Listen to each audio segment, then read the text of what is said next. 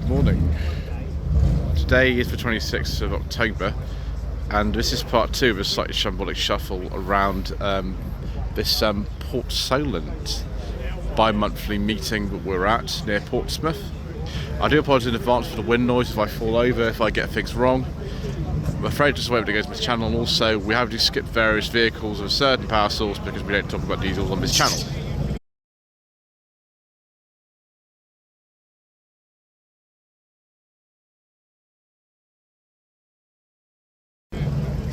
So here we are, 1990-1991 Peugeot 205 1.9 GTI, looking absolutely immaculate. In part one we saw a Gentry, which is my preference when it goes to 205s, which it would be, but that is also very, very nice. Probably worth, what, £15,000, something like that now. 205 GTI prices are very, very high at the moment. And then next to it we've got this Saab. It's a little bit later on a J, so 91-92, original generation OG 900S 16 valve. I drove one of these quite a while ago. I think 2023 I drove it. It was a base model from 1983, beige saloon with 4-speed gearbox. This one's got a turbo grille. It contains turbo on the back, so I'm a bit confused about that. I'd prefer to drive one of these later ones actually at some point in my life, but it depends if I get off at one, doesn't it? Next we've got this Volvo 740 Estate, which I have seen actually before quite a few times. Got the Sibby front lamps there. I think this is an 86 or 87, judging by the plate, from what I remember anyway. And it's a turbo, which is bonkers. Even more bonkers is this P80 V70R. These are very, very quick. Having owned a 5-cylinder turbo white block Volvo myself this generation, I used to own a 1998 C70 T5. They are very, very nice and very, very fast. This isn't personally kind of my perfect specification for a V70 P80. I'd much prefer something with dark green paintwork and a beige leather interior. But there we go. That's had a facelift C70 grille put on the front end because the front ends are virtually the same. So we've got this Beetle from sort of 73, 74, various coloured panels, which is sort of a way that it used to look maybe like in the 80s something. Sees tons of Beetles like this, which I quite appreciate actually. We've got this dune buggy thing. Engine's under reach there. Wow, this is insane. Goodness gracious me, you sort of get looks for driving on the road with this. It's got an engine in the front. It's a V6 turbo Nissan engine. Oh god. Okay viewers, let's try to calm down and keep going. Okay, we've got this GMC pickup here with 500 horsepower apparently. Shiny paint causes stress. 500 horsepower, we've got some nitrous in there. Yes, we have. Let's just stay away in case it comes back and bites me. That's what we'll do, we'll stay right away. Right, more Mustang action here, viewers. 2.5 litre V8, there's loads of them. Let's go and see if that blue one's also a 5 litre V8. It probably is, to be honest. Most of the Mustangs of generation are in this country. If that's a 2015 16 plate, it's what the year it came out, isn't it? Yes, another 5 litre. That's personal plate, so it's an undated one. Previous generation here as well. We've got this 2005 to 6 car, and the next to the 66 with 289 V8, I think, which is for sale. Call 07973 717797. As Mr. Bill on the Fuel Power channel says, this could be yours. How much that's worth? Who knows? Let me know in the comment section below, viewers, how much that's probably worth. 2018 Mustang 5 litre V8 in white.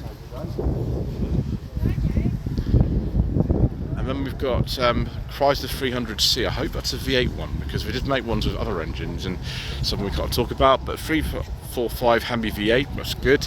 Personal plate though, that's much newer than that plate. Next we've got some more classic American cars here. It's a Pontiac. Let's get this right. To look down the side, we'll see. So from 1966, this car. can't believe how much stuff is here now. It's unbelievable how much stuff is here today. No idea, viewers. Pass. Anyway, we'll go on to this Firebird here, 1977 Trans Am, like the one in Smokey and the Bandit, of course, because why not? Let's go around this way, viewers.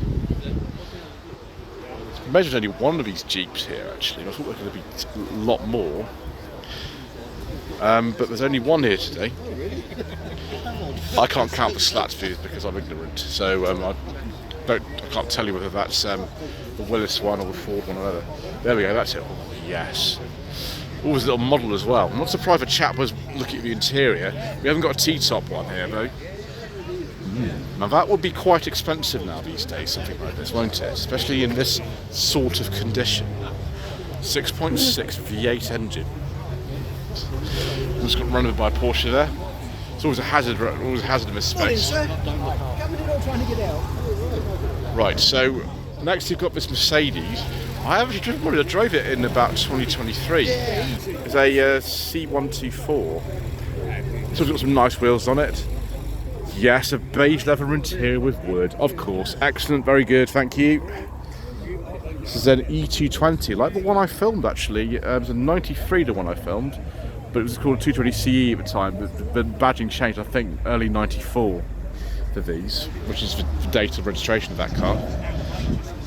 And then we've got another Mercedes here that's got more stuff coming through here. Is that the same V70?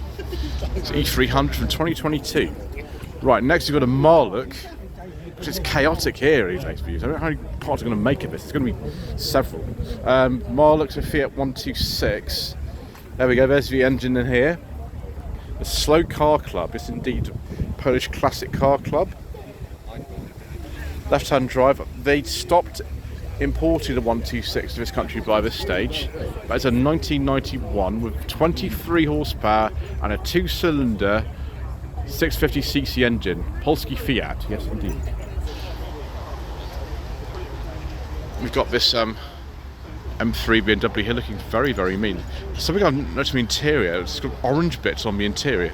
Makes it more interesting, doesn't it, in all black, which is what most of these probably were with, there's all black interiors and things. Yeah, that looks crazy. M3 competition. Right, and an M4, because why not? We've got that one of these as well.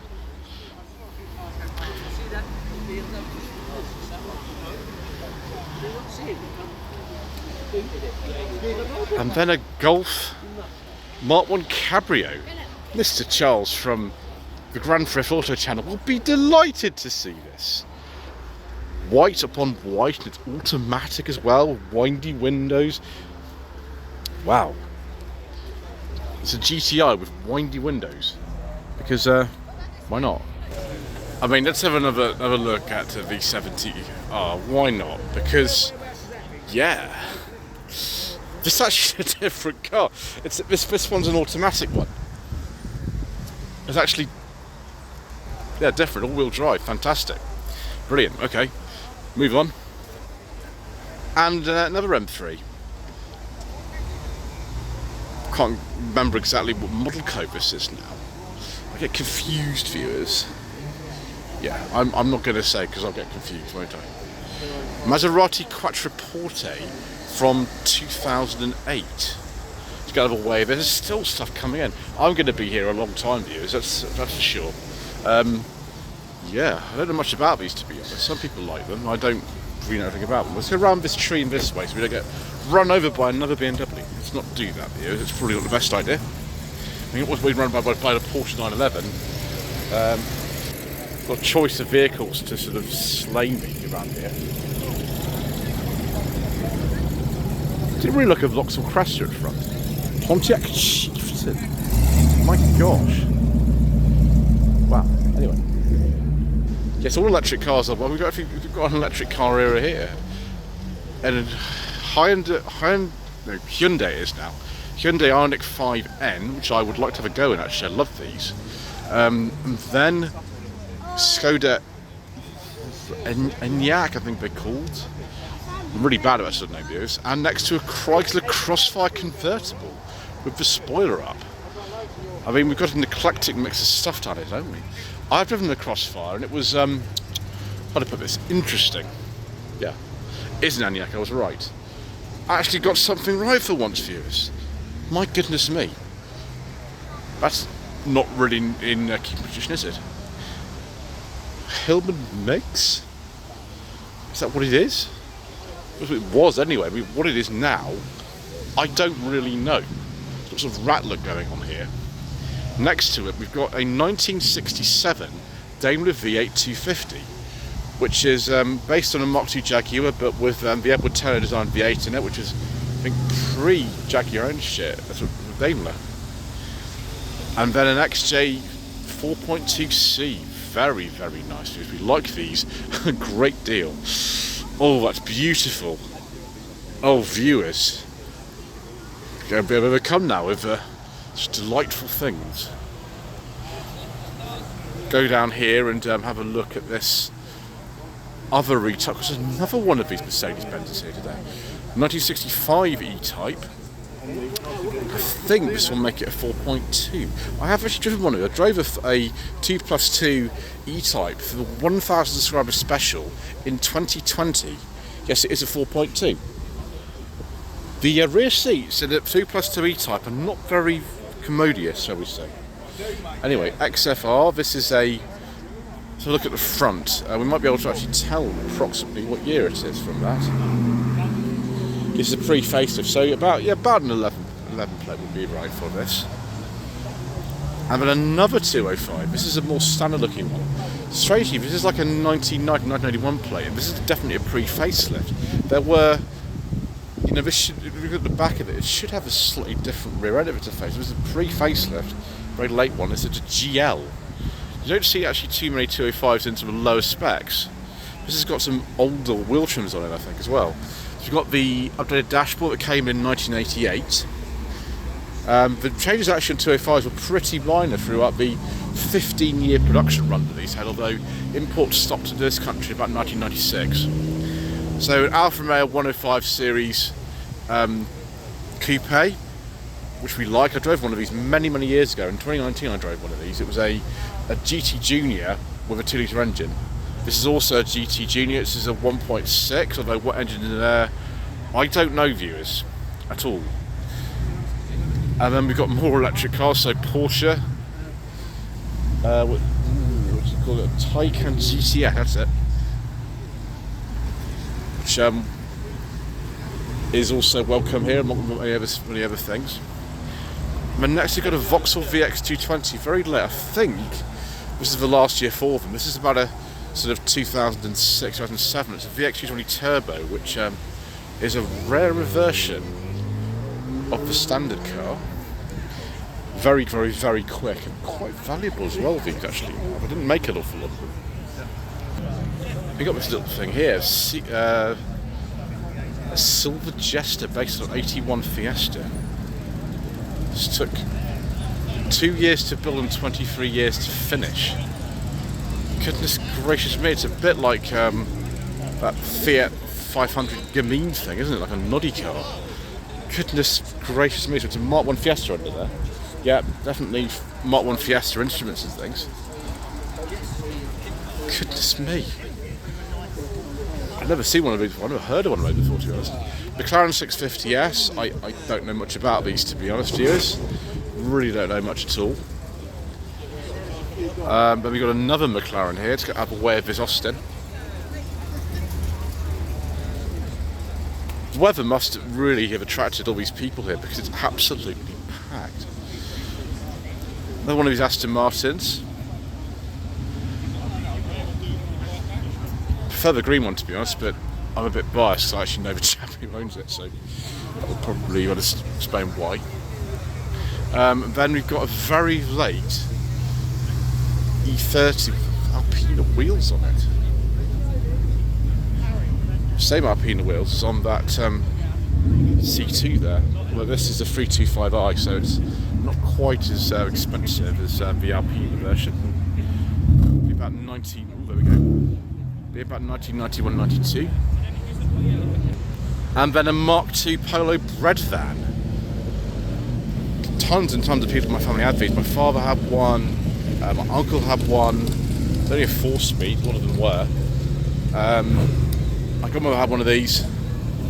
This is a C, so it's almost bottom of the range, this one. Correct wheel trims on here as well. 87, 88. Started a minor facelift occurred, I think, in 1986 with these. The later facelift was 1990 when they finally got a brake servo on right-hand drive cars. The steering is really heavy in these, and the brakes are terrible because there's no servo in them. But they still sold an absolute ton of these for some reason. So has there been a TR6 that's turned up? I'm surprised this is the only one I've seen today, to be honest. For sale of £20,000. Call 07532 324061. There is the certificate from August 1690. It's a pretty early one, this actually. As Mr. Bill from the Fuel Power channel says, this could be yours. Next we've got a Triumph Stag. 73, 74 on an M. Just careful, you don't trip over anything. This is a Mark II, actually. The easiest way to identify that is actually the position of the interior light. Gosh, I'm a boring person, aren't I? I drove one of these last year. It was a 1972 car, so Mark I. These wheels were optional, but most of them you see actually do have them. Right, let's skip forward to the next bit. Right, a 1968-69 MGC. Straight away you can tell that by the bonnet bulge. We don't see too many of these in comparison to these, but again, these were rarer than they knew anyway, so here we go. Nice colour. I've seen something else here though, which I like. Oh, viewers. It's an Alpha GTV. And it's got the 2.5 V6. Brilliant. 84, 85 on a B with the transaxle.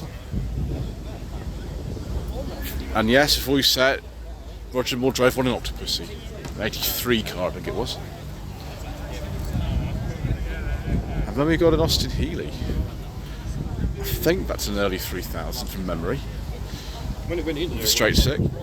That's in very, very nice condition. I wonder if that's the original colour. It's extraordinary, isn't it? It really sort of stands out. 2002 Jaguar SK8 convertible. The 4-litre engine. And a beige leather interior for wood, excellent. I will skip the Peugeot, although it is allowed in here. I don't really know what there is to say about that, really. Lotus Emira, I think I drove one actually a couple of years ago, yeah. Then a Jaguar F-Type S from 2015. Caterham 7. See what version of 7 this is. This is the 310S, whatever that means. Very nice views. We've seen this before actually, haven't we? This is a Sierra XR 4x4 for about 1985-86. Very quick and very capable with the Cologne V6 in there. And then another sort of Ford from the same period. But this is a very confusing car because it's got both Scorpio and gear badges on it, which it can't be both. It's either a Scorpio or it's a gear. I don't actually know. We're trying to work it out for a while. It's also left-hand drive, which makes it even more confusing because all of the cars in left-hand drive are badged Scorpios, regardless of whether it was a Granada, what trim level it was. So we, for some reason, in this country, got them as Granadas and Scorpio as top trim level. Then we've got presumably a Mark III Focus RS with some stupid amount of power in there, and a Sierra Sapphire. I don't think that's the standard engine in there anymore, somehow. I think it's been modified somewhat. Might just be a clue. Yeah.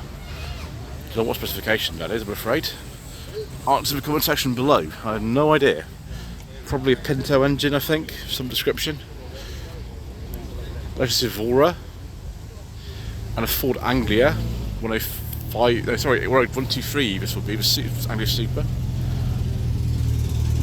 Oh yes, please viewers, Cavalier GSI 2000. I've seen this many times before, it's a 92 that one. delightful. Anyway, yeah, that's a 65 at Anglia Super. Next to it, something a lot newer.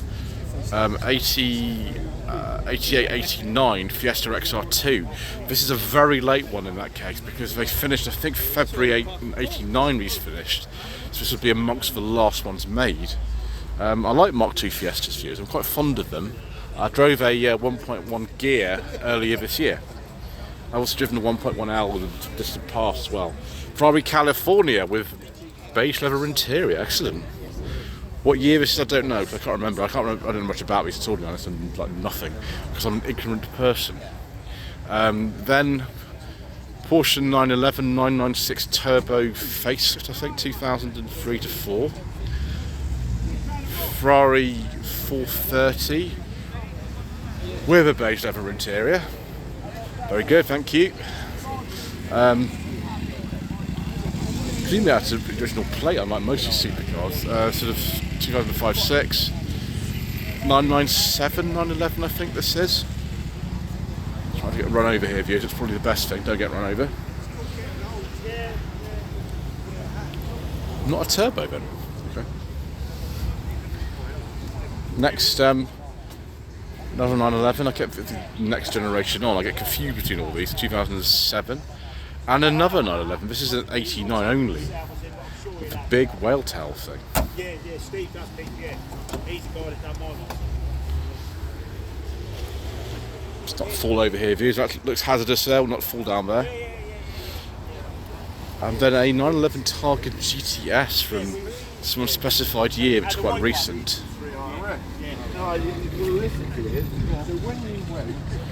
And then some very fast Audi RS4.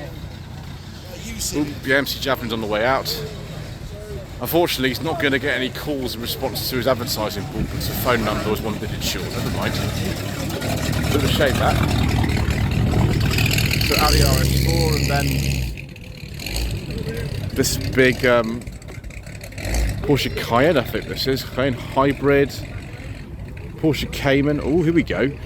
This is very timely. This is a 924. This is an original engine one with a 2-litre Volkswagen Audi engine. This is a 84 then. So it's different from the S model that literally went up the channel last night in this colour, Guards Red. The 2-litre ones will be a little bit cheaper. I drove one of those actually in 2022, the 2-litre. Then we've got a 993 Carrera that almost killed me a little bit earlier on. I like these views. It's probably my favourite type of 911 on this, to be honest, the 993. This is 1996, 97. But another 911, I can't remember model of those now. Another MGB, that's about 1970, blaze red, I think. And then a Stag. Someone's put a leather interior in this Stag. This is a relatively late one, sort of 75, 76. Production finished in 77 for these. Then we've got an RX-7. I think this is an FD from memory. This is an imported one. From 95, 96 on an N. Then the 97 Mitsubishi Legnum VR4 I drove the other day. Again, it was on the channel 2 days ago. I didn't think Al was bringing it here today, but he has, so that's good. And then we've got a Unos Roadster, 1990, 1991 on an H. That looks pretty stunning actually. I don't think these got BBS wheels, maybe that's the only modification on this, or the Nardi steering wheel. Some of them actually did have them as standard. But another NA here. Surprised this is the only one I think I've seen here today, there's obviously more. And then a Honda Integra. I forget the model code for this particular one. The British market ones, they did import them at the time, have 4 round lights for some reason. I can never remember why that is. Another Mazda MX-5 here, NB 98, 99 and an S. This is actually an MX-5 as opposed to a Unos. It's got the little badge that Mazda used at the time there, 95, 96. And then a 1986-87 Honda Civic that's had a VTEC engine put in it. That's been swapped over. Of course, it's probably not too difficult to do. This generation of Civic I don't see very much actually. I forget entirely what this is called now. I've totally forgotten the model code for these. I do however know what this is. Steve, who is a Toyota specialist and runs a little garage locally, has this lovely 1991 Toyota Supra Turbo. I drove this early this year. This is undoubtedly one of my favourite cars driven this year. It's absolutely beautiful. It's original condition. It's got very little paint on it. It's done about 50,000 miles. And we've got the Sony today as well. Bramwell's having a nice time. He can wait in there. He's been around a few million years, so I'm sure he'll wait a bit longer. Next to it, we've got this Lexus LS400. This is from 2000, and oh my gosh, viewers, we have a beige leather interior with wood. I do like a nice beige leather interior, viewers, so I'm very fond of that LS400. Never driven one personally, but it's a shame, but I haven't managed that yet. Ford GH86, apparently it's a personal plate, so I don't know what year that would be. Let's drive one of those at some point too. And then another Top Triumph TR6. This is a 7273 on an L, so it's a relatively sort of middle production one, that. And then this little Datsun Baki thing. These were made till some extraordinary time, like 2004, I think, in South Africa, from memory. This is sort of 1976 or 77 on an R. And a Mark IV Supra as well, because why not? Beautiful. Steve does have a Mark IV as well. I must get around to having a go in that at some point. Never quite managed it this year, but maybe another time. This is a 6-speed manual. You obviously get an automatic. This actually looks, for one of these, it looks pretty standard. A lot of these have been modified, but it looks pretty standard to me, apart from that big exhaust. And next we've got this beautiful old Datsun. Left-hand drive. Forget the model code for these, but yeah, it is Datsun. About 1969, 1970. K10 Micra, 90 to 91. And they've dropped same engine, I think, in there as this one Figaro, which would be about the same sort of time actually as this. This is an LS. It probably just would have come with a 1 litre non-turbo engine, but not very fast. I drove one of those in about 2021. It was not quick, about 49 horsepower. But we've got this, presumably it's a 240. No, it's fairly, it's the Japanese version, but why is it left-hand drive? I am confused, viewers, but we'll just keep going, won't we? And I'll have to wallow in my confusion. Another Integra here, DC5 is that? Or, I'm not sure. EP3 Honda Civic Type R by Mugen. Very late X150 Jaguar XK, XKRS, 2012 approximately. Then a Ferrari, is that a 612? I don't know, I'm really bad at that sort of thing. 1941 Plymouth, and then a C4 Chevrolet Corvette for about 1993-94. Right, final section, viewers. Right, viewers, got some R8s here, not the Rover R8s I prefer, but some Audi R8s. That one, I don't know what year that is, that's a V10 model. And then some Lamborghinis. Gosh, these are actual classic cars now. I remember when these came out. I feel really old now. Presumably sort of 2004 to 5, all of these. Gosh, not touch anything. There we go. Done it successfully, viewers. Okay. Gosh, I've never actually driven a Lamborghini, viewers. Or a Ferrari. I've never driven either of them. Anyway, there we go.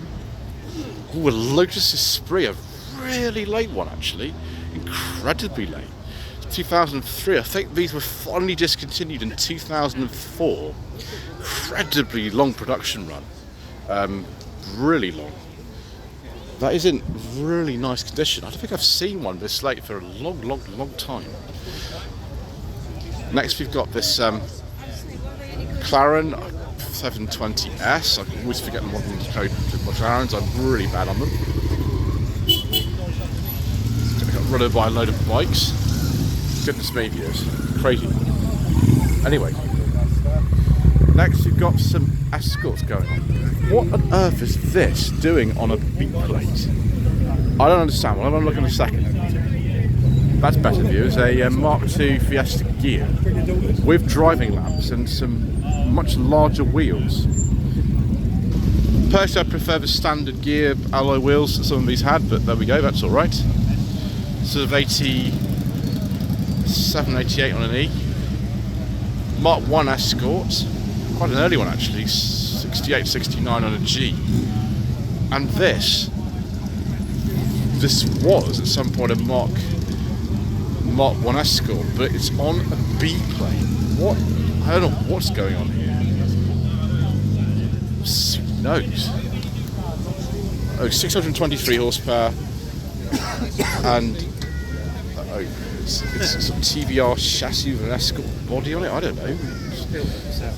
Goodness gracious me. Yeah, that is extraordinary.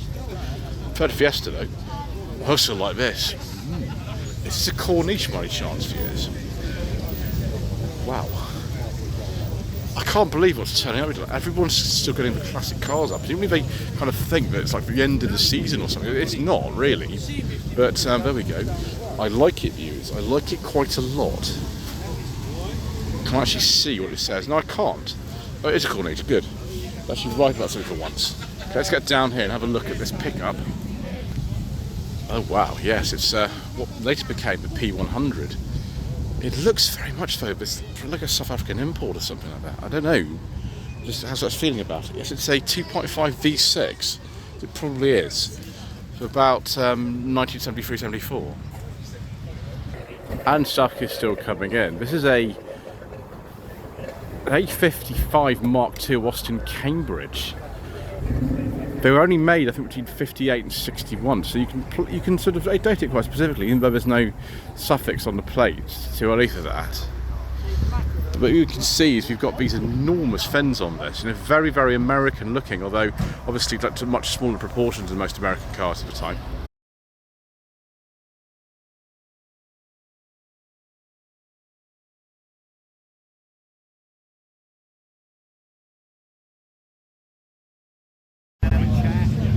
So we've got this Mark III Capri 2.8 injection here that we see a lot at Lockheed, sort of 84, 85 on a B, and then a Series 2 E-Type, 69 to 70 on an H. And we've got a beige leather interior in here.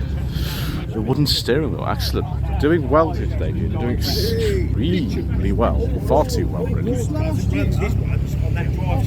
you've got something like this as well, looks like you've got a monster mill, isn't it? And then a 1965 MG 1100 with a local plate of the area actually on this. HO was an old Hampshire plate. Isn't that delightful? Another MGB, a late rubber bumper one, 879 on a T. And here's the Cavalier GSI 2000 again. Yes, please, viewers. Maybe one of these days I'll actually get to drive this. It'd be nice. We'd like this sort of thing very much, and I suspect lots of you do too. I think we're going to finish on this very nice X300 Jaguar. So look at the back to see what specification this is. It is an XJ6 Executive from 1995-96. I drove one of these many years ago, and it was sublime, because of course it was. Anyway, thank you ever so much indeed once again for watching. Please don't forget to subscribe to the channel, like this video, leave a comment below, and we shall see you actually tomorrow for the Loxley Classic Car event and even more incorrect information.